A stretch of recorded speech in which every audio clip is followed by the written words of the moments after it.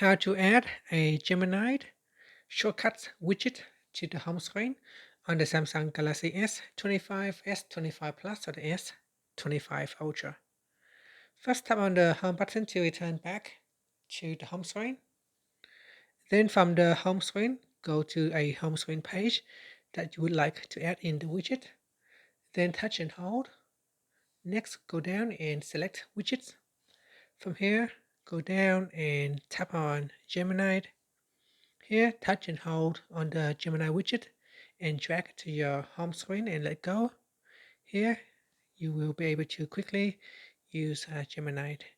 So tap on the camera button to quickly capture a picture and add it to the Gemini prompt.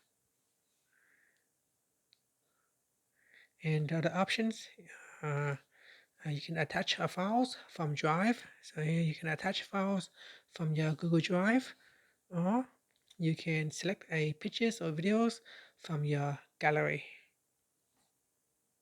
And then you can then go ahead and use your prompt. And that's it.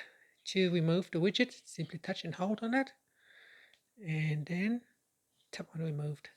And that's it. Thank you for watching this video. Please like and subscribe to my channel for more videos.